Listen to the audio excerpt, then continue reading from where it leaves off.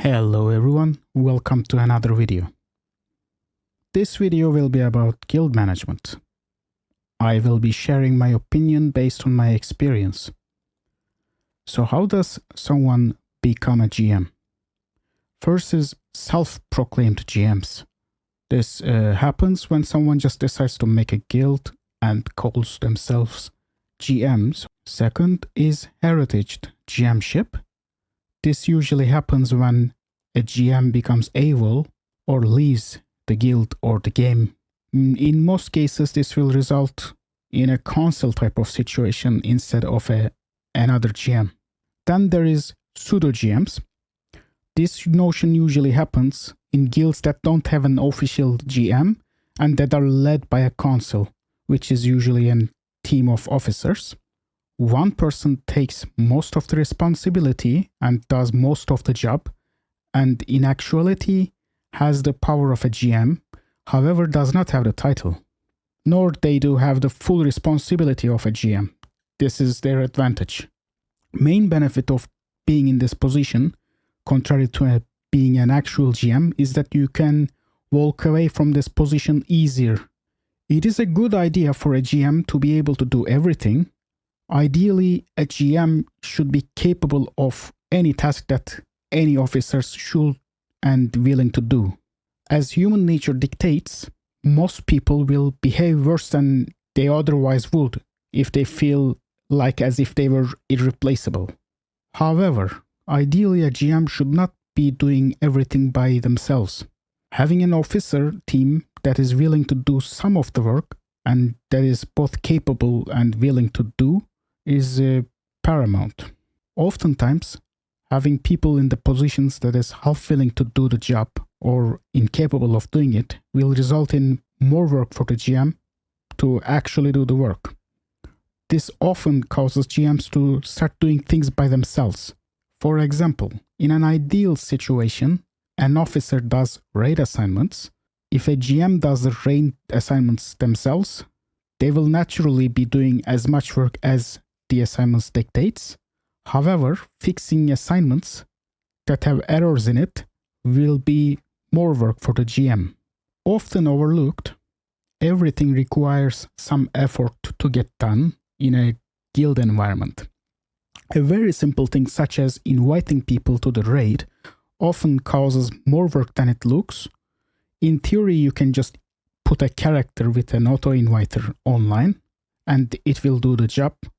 In reality, however, in an environment where there are 25 people, there is a high chance someone is going to be late or not gonna show up with or without notice, which will require multiple actions to fix.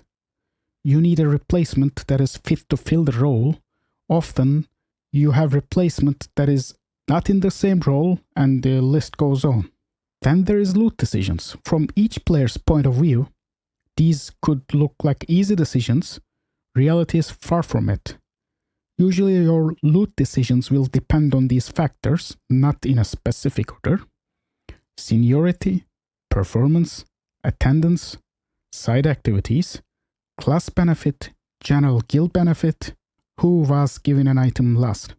Most of these are self-explanatory. However, this becomes an issue when these factors are mashed together. Most of the cases, the item will be more beneficial to certain classes. However, most of the cases, you cannot prioritize that specific class all the time. Let's say Skull of Gul'dan is the best upgrade for a Warlock. If you just give it to Warlocks all the time, mages won't be getting it at all. Then if you think this together with personal performance, how good is player X compared to player Y in a different class? Because let's say an item is better for a Death Knight, but you have a rogue that is top world quality, you might want to prioritize that rogue over that Death Knight. Then, while it is not really recited often, there is side activities factor. Let's say there are two warriors that do exactly the same damage, but one of them is more helpful to people in general, does dungeon runs with people, help them level, etc. You could prioritize the helpful guy over the other guy. But how do you compare a guy that is very helpful to a selfish guy that is performing very good? Then you often don't want to stack a person 3 pieces of loot at once.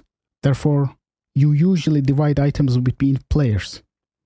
After first round of itemization, you might get some very bad item RNG where you only get the item that your first item receiver got first. Therefore, the person that is supposed to be gear up the most might actually fall behind in itemization. In some cases, you might want to not give someone small gear pieces because they are up in line for some big item. In their eyes, they could be thinking that they are not getting anything while actually they're regarded highly. Then you guys might suggest, well then just share the loot decisions in advance, as in everybody knows who gets what item in advance. This approach also has a problem, because as mentioned, sometimes X item piece does not drop, and Y item piece drops 5 times in a row, which will result some on-the-fly alterations which makes your initial announcement useless.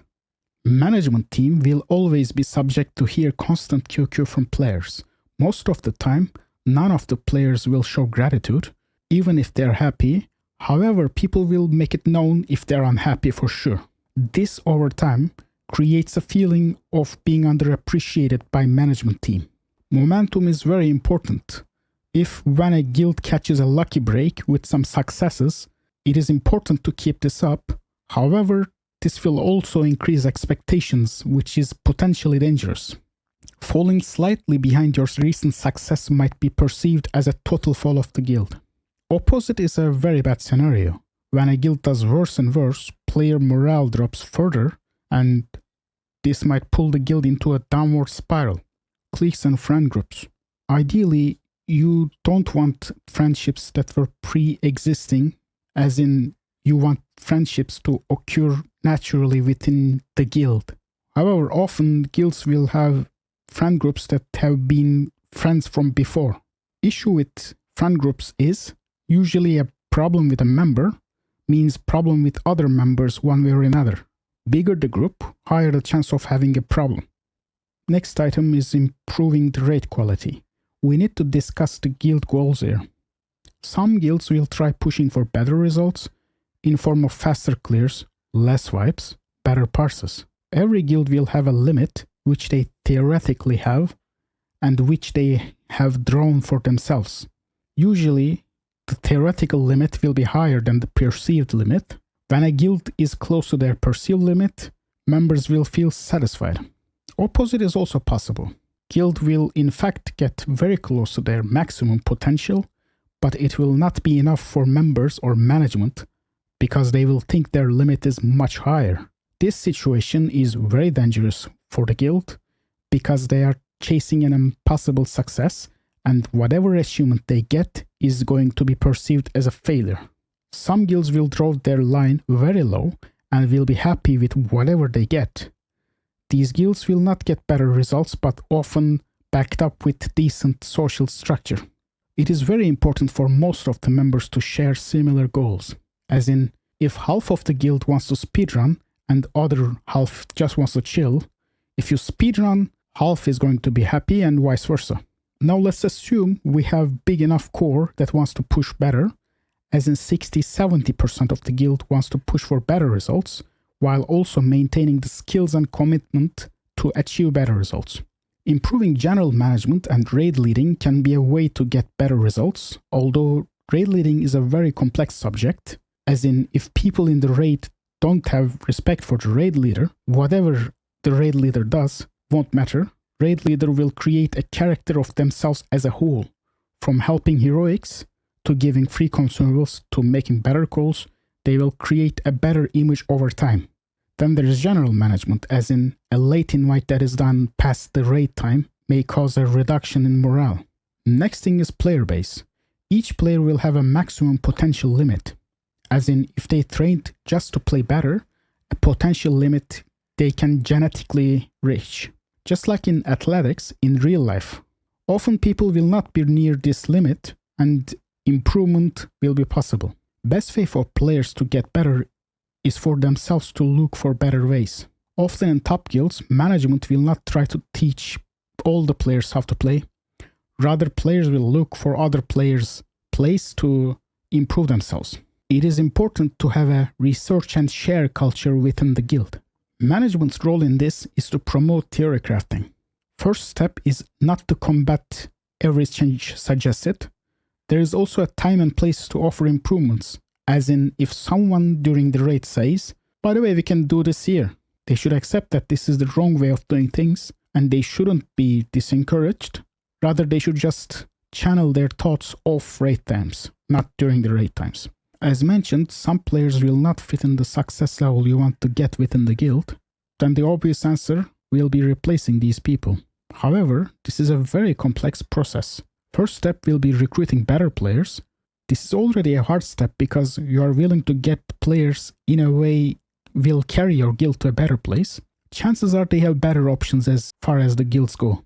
Next step is replacing your player base with these players. This step is much harder than it sounds. It is hard to randomly replace players because of the several reasons, such as people in your guild cannot feel like they can be replaced on a whim. Chances are the people who get replaced will quit the guild or the game. Another issue is that these people might have friends in the guild, whether you know them or not. To add on top of this, your older members will mostly be reliable too, meaning that you are essentially replacing your roster with less reliable players. It also needs to be understood that often better players will be more egotistical and often will be harder to deal with. You will always require some players to just be in support role. What I realized is that often the guilds who are deemed successful can get away with dealing with much worse leadership and often will have decent players that are just okay with being in support roles. These guilds will often have people that are completely okay with being a spare part. This is also the reason how over the years, top end of the competition got smaller and smaller. To sum this part up, guilds that are not on the top have a very hard road ahead of them to improve themselves. One thing to always remember is that it is much more important how members perceive the guild than how good the guild actually is when it comes to the continuance of the guild. That's gonna be it for this video. Thank you all for watching and see you guys in other videos. Be sure to subscribe and comment.